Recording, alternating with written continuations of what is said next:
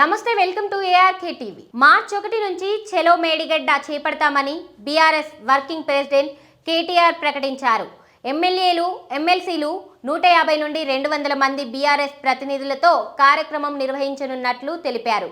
అందరూ కలిసి వెళ్లి కాళేశ్వరం ప్రాజెక్టు సమగ్ర స్వరూపాన్ని ప్రజలకు చూపిస్తామన్నారు. వారికి వాస్తవాలు చెప్పేందుకు అక్కడికి వెళ్తామని కేటీఆర్ తెలిపారు. ఉమ్మడి రాష్ట్రంలో కాంగ్రెస్ సర్కార్ తెలంగాణ ప్రాంతానికి నీళ్లు ఇవ్వకుండా అన్నదాతలకు కన్నీళ్లు పెట్టించిందని కేటీఆర్ మండిపడ్డారు. వందల కిలోమీటర్ల మేర గోదావరి నది ప్రవహిస్తున్న తెలంగాణ ప్రాంతం గతంలో ఎడారిగా ఉండేదన్నారు.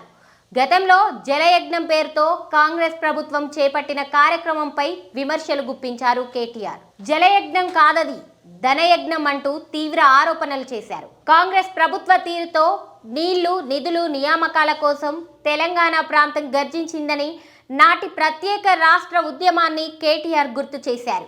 ఈ మేరకు మంగళవారం పార్టీ ప్రధాన కార్యాలయం తెలంగాణ భవన్లో ఏర్పాటు చేసిన మీడియా సమావేశంలో కేటీఆర్ మాట్లాడారు. ప్రస్తుతం కాంగ్రెస్ ప్రభుత్వం ఇదే తీరులో సాగుతోందని, మేడిగడ్డపై రేవంత్ సర్కార్ దుష్ప్రచారం చేస్తోందని కేటీఆర్ విమర్శించారు. మేడిగడ్డ బ్యారేజ్ లో మొత్తం 84 పిల్లర్లు ఉండగా కేవలం 3 పిల్లర్లు మాత్రమే కుంగిపోయాయని కేటీఆర్ చెప్పారు. అయితే కాంగ్రెస్ నేతలు మాత్రం మొత్తం బ్యారేజ్ కొట్టుకుపోయినట్లు ప్రచారం చేస్తున్నారని ఆరోపించారు.